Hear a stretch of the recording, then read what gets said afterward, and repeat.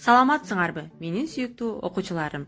Бүгүнкү тарбиялык сааттан силер менен кылымдарды карыткан кыргыз тили деген теманы өтөбүз. Бүгүнкү сабагыбыздын максаты эне тилибизди бийик тутуп сактоого, патриоттуулукка, эли жерибизди сүйүүгө тарбияланасыңар.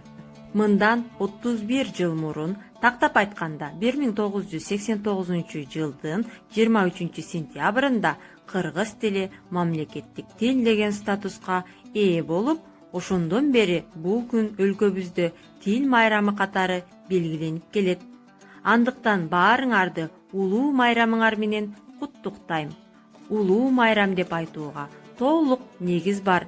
Анткени ар бир улуттун ыйык өзгөчөлүгү бул тили. Кыргыз тилибиз биздин улуттук белгибиз.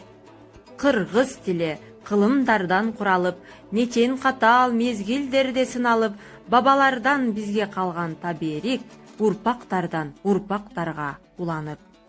Эмесе балдар, кыргыз тили жөнүндө видеороликке көңүлүбүздү бурабыз.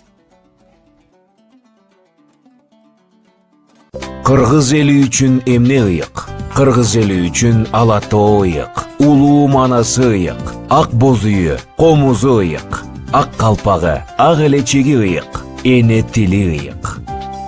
Эмне үчүн эне тили дейбиз? Адам жаңы төрөлгөндө эненин сүтү менен чоңойот.